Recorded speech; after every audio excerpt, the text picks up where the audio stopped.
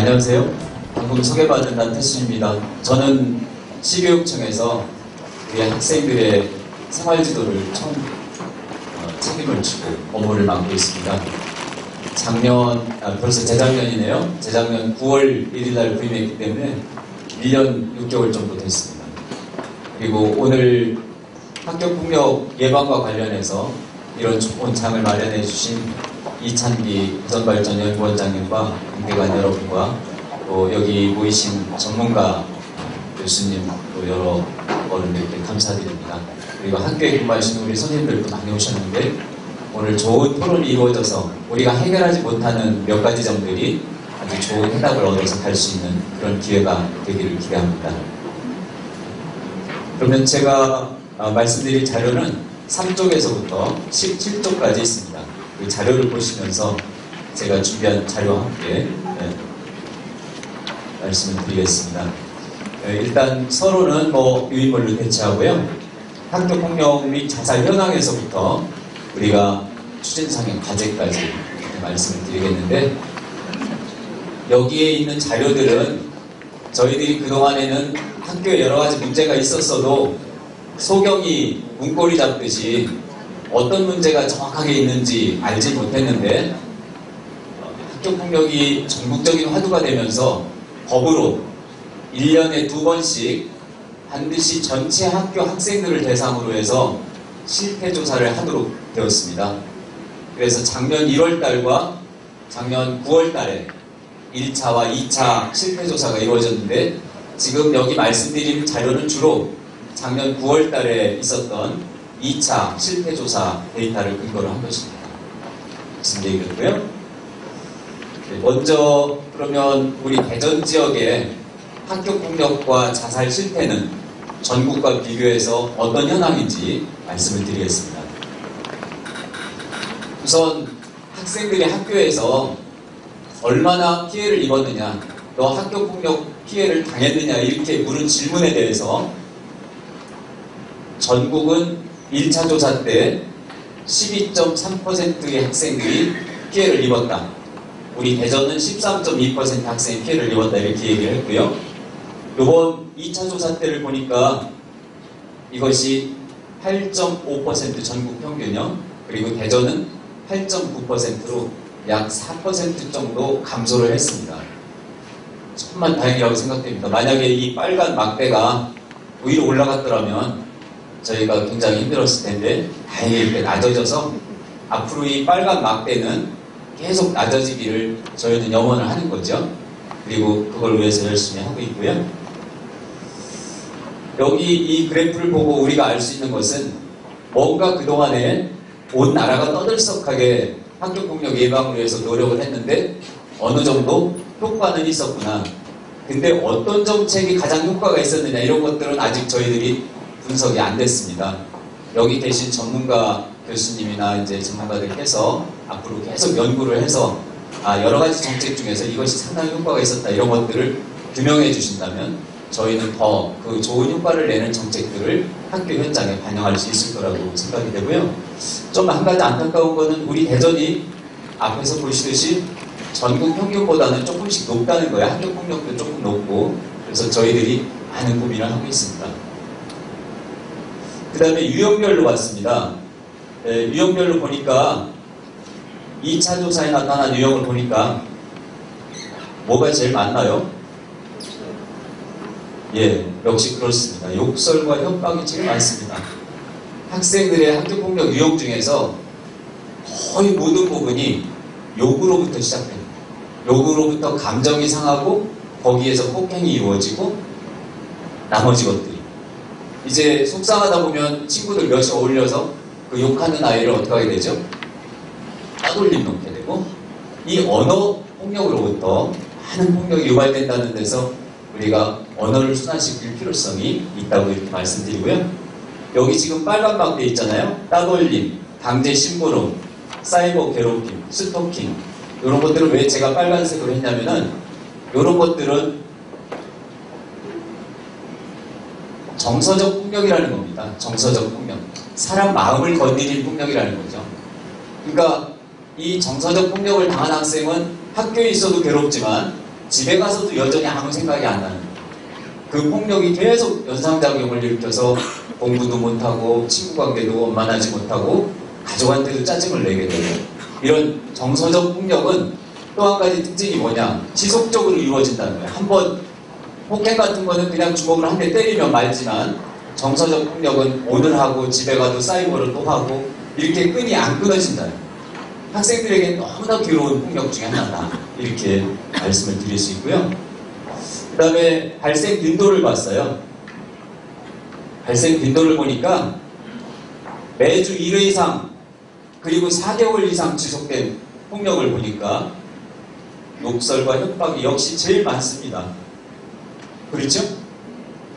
이렇게 많은 폭력들이 이렇게 자주 이루어지고 있다는 거예요. 그래서 우리는 앞에서도 나왔듯이 욕설과 협박이 학교 폭력을 억제하는데 가장 시급하게 해결해야 될 문제다, 이렇게 생각을 할 수 있고요. 또 한 가지 요즘 우리 학생들을 괴롭히는 것 중에 하나가 사이버 괴롭힘입니다. 사이버 괴롭힘은 좀 전에 말씀드린 것처럼 정서적이면서 어떤 특징이 있다고 그랬죠? 지속적이다. 끈이 안 끊어진다는 거, 24시간 유지가 된다는 거예요. 그 폭력은 집에 가도 계속 문자로 남고 카톡에 오고 잠자려면 띵동하고 또 뜨고, 이런 정서적 지속적 괴롭힘이다. 그래서 이거는 저희 학교나 교육 당국이 아무리 단속을 하려고 해도 저희들 영역 바뀝니다. 그래서 앞으로 요거는 우리가 경찰과 협조하지 않고는 잡아낼 수 없는 그런 문제이기 때문에 공조체제가 필요하다는 걸 말씀드리고요. 그 다음에 장소는 저희들이 상당히 부끄러운 데이터인데요.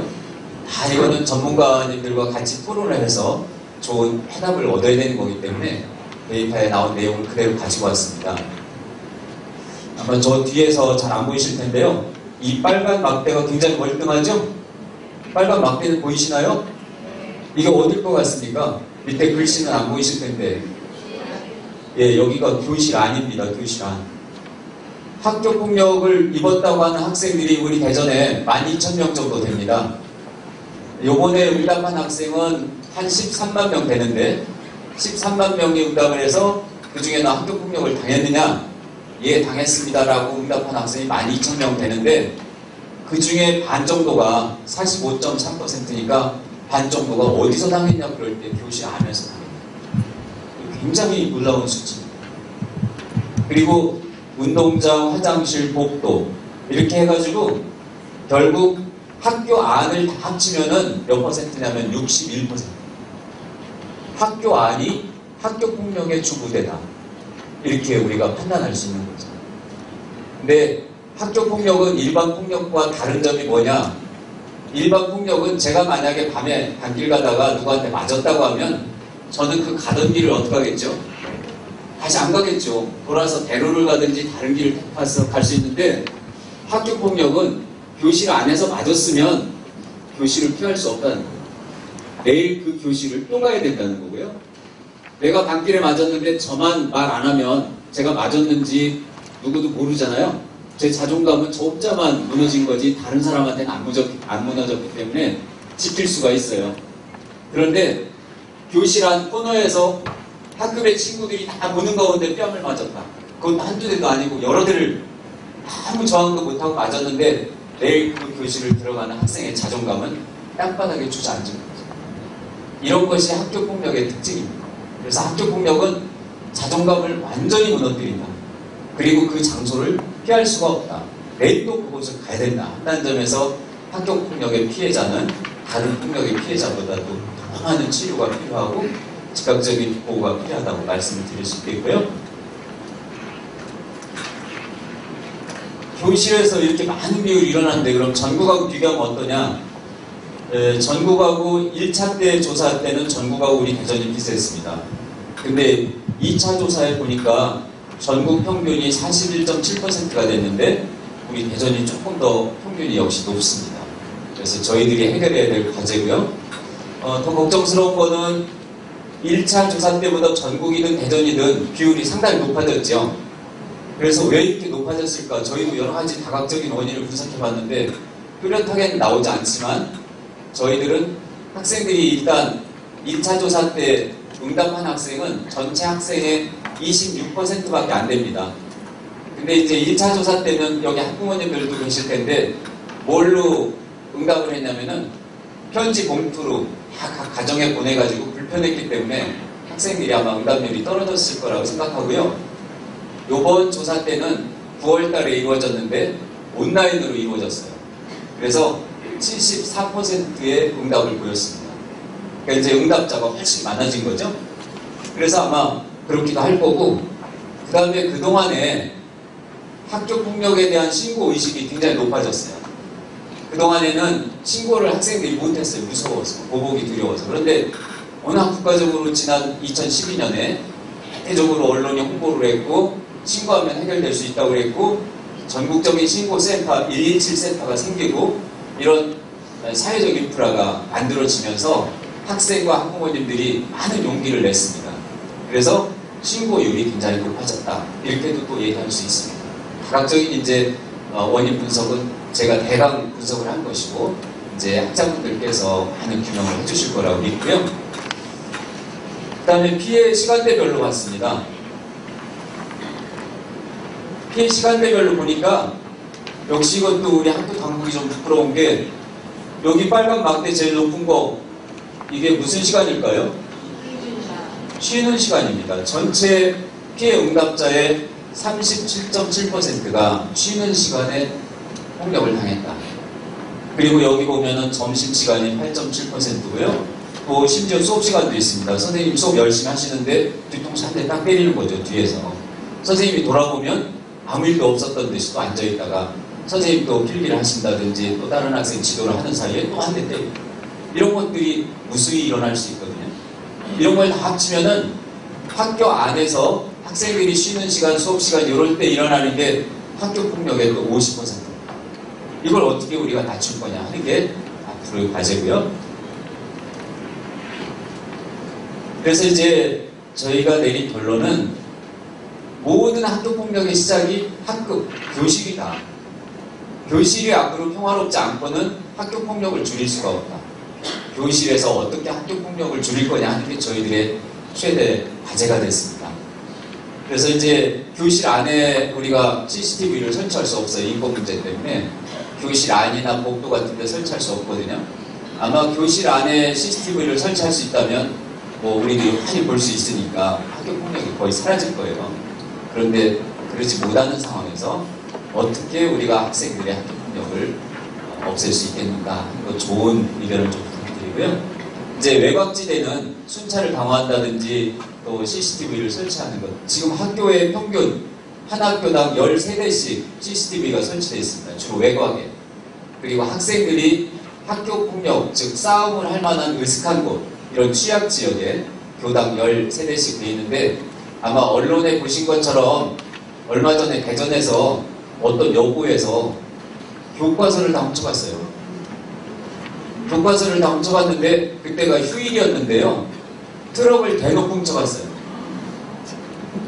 나중에 언론에 난 걸 보니까 그 학교 졸업반 학생 2명이 들어와서 학생들 사물함에 있는 책을 다 꺼내가는 과정에서 헌책만 가져간 게 아니라 2학년 아이들 내년에 공부하려는 서책까지 다 털어가 버렸어요.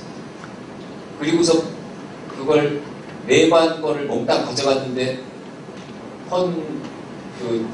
뭐죠? 폐지값으로 받은 게 뭐 몇만 원이라고 그랬잖아요. 그렇게 철이 없어요, 우리 애들이. 근데 그거를 벌써 훔쳐간 지 한참 지나가지고 찾았기 때문에 거기 고물상을 가봤더니 벌써 다 파쇄해서 없애버렸어요. 그리고 그 돈이 얼마예요?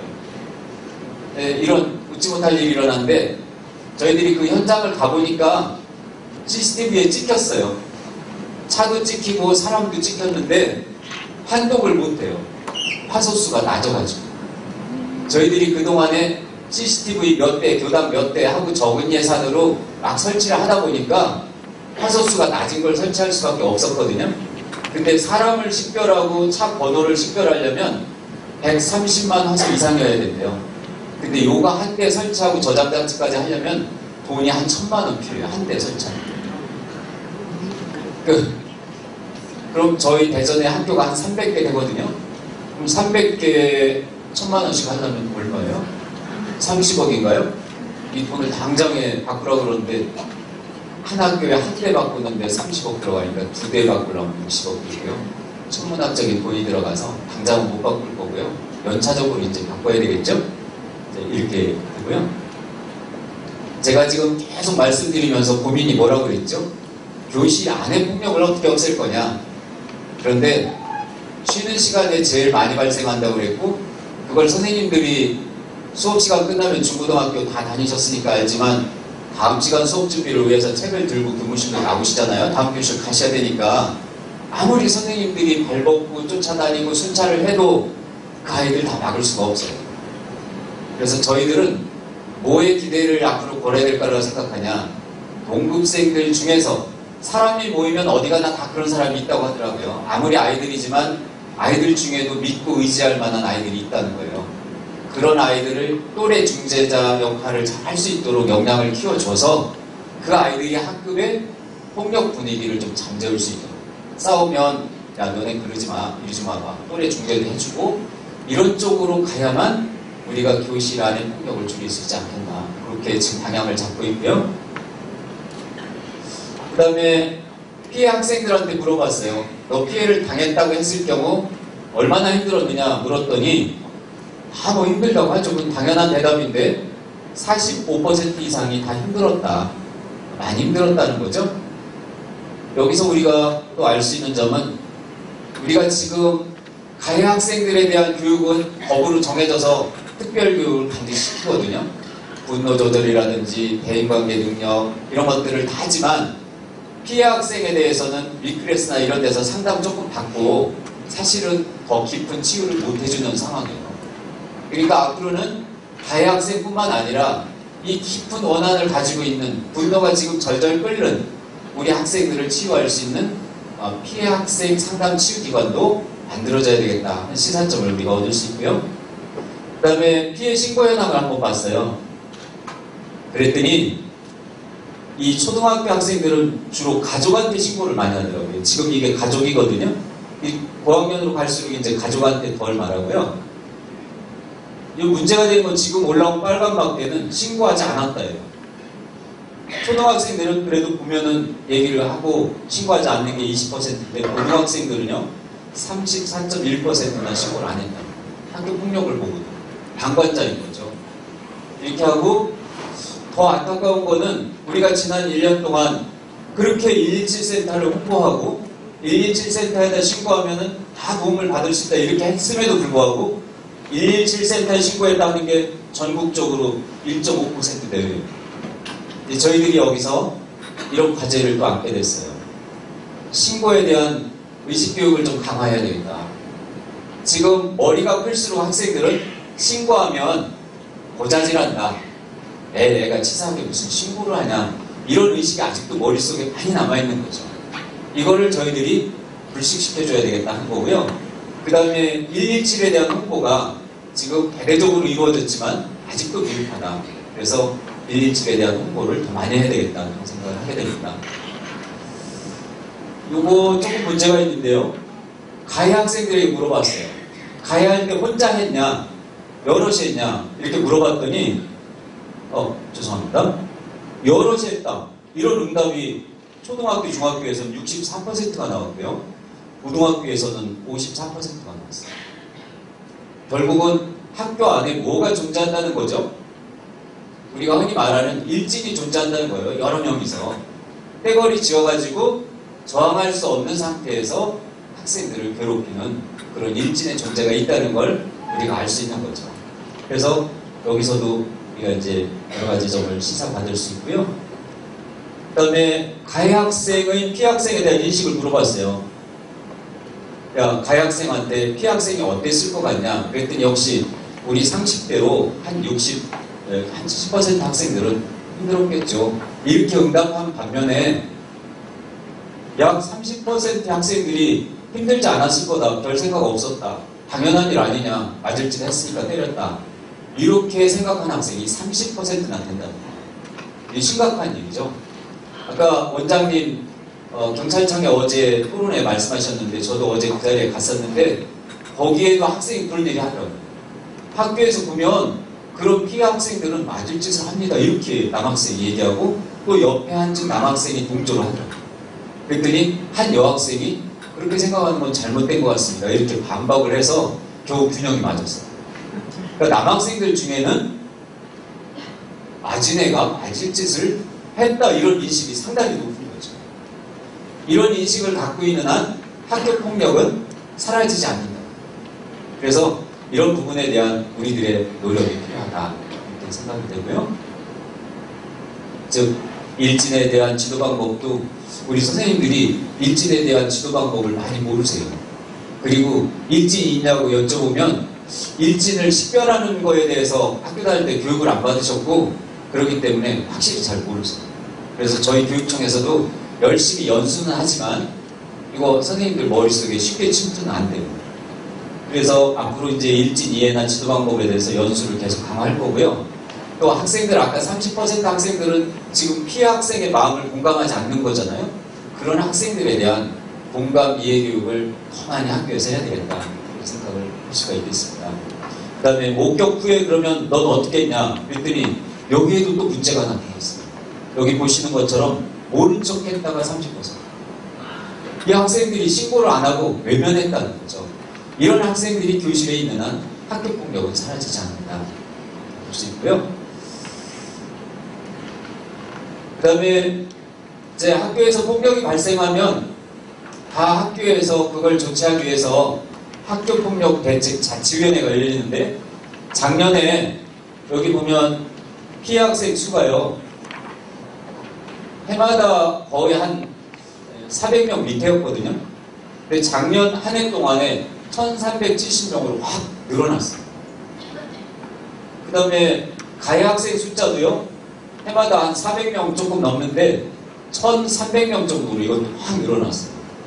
그래서 2012년은 폭력 건수, 가해 학생 수, 피해 학생 수가 다른 해에 비해서 4배 정도 늘어났는데 그럼 실제로 학교 폭력이 늘어난 거냐? 그건 아니라고 저희들은 판단하고 있어요. 실제 선생님들하고 얘기해봐도 그렇고요. 그러면 여기 저희들이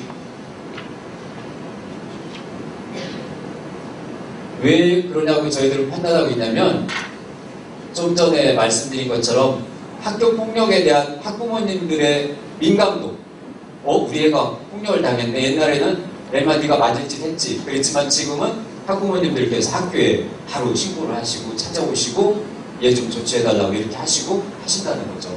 민감도가 상당히 높아졌고요. 신고하면은 해결할 수 있다는 이런 주변 환경이 많이 바뀌었기 때문이라고 저희들은 판단하고 있고 또 실제로 학교폭력 건수가 늘어나지 않았는가에도 유의를 하고 있습니다.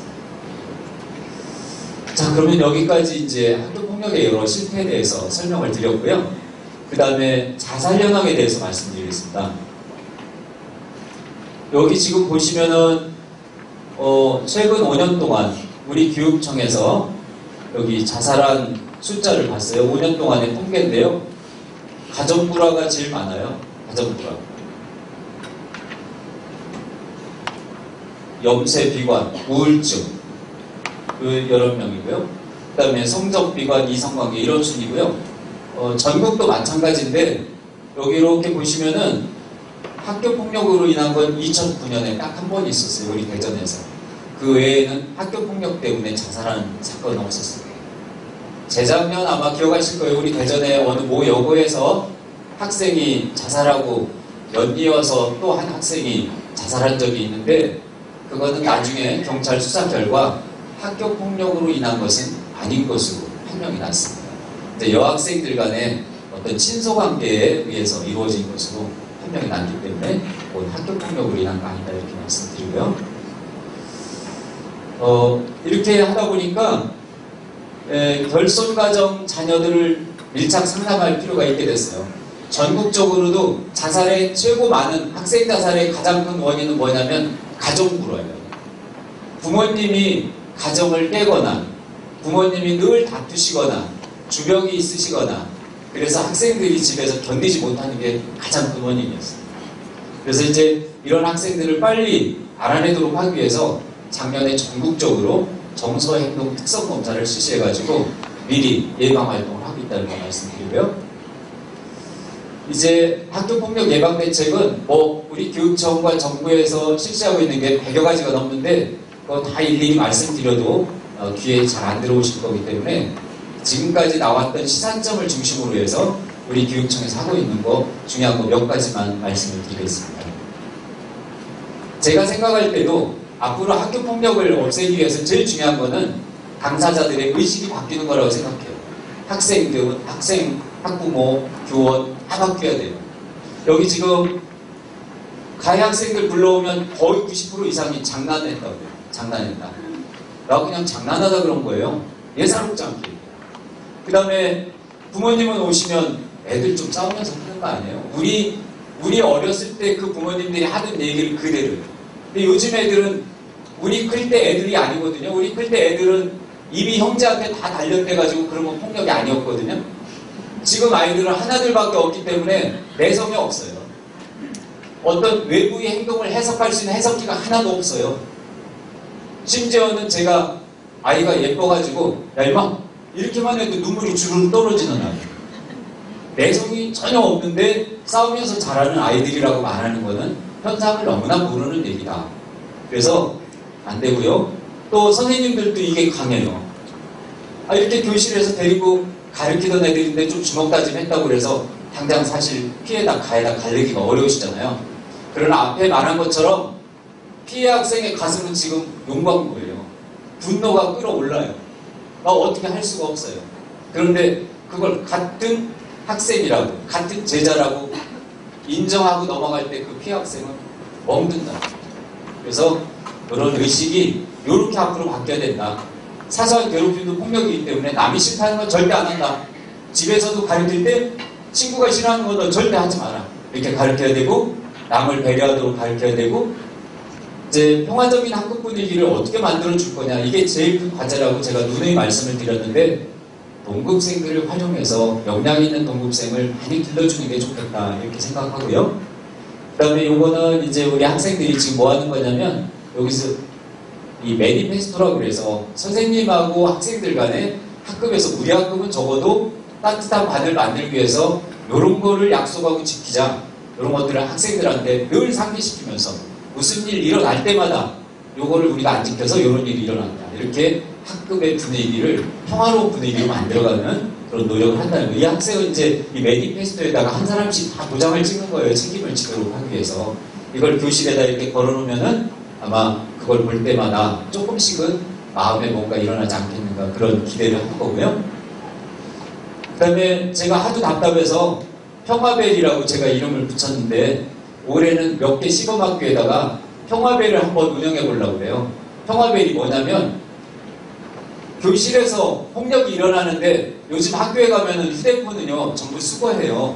휴대폰으로 인한 피해가 너무 많기 때문에 이제 애들이 신고할 방법이 없는 거예요. 교실 뒤에서 누가 막고 있는데 안타까워 죽겠어요. 일어나서 갈라니 벌써 일진들이 다 쳐다보고 있고 저놈이 신고하러 간다고 노출이 되고 그래서 어떻게 노출이 안 되고 신고할 수 있겠는가.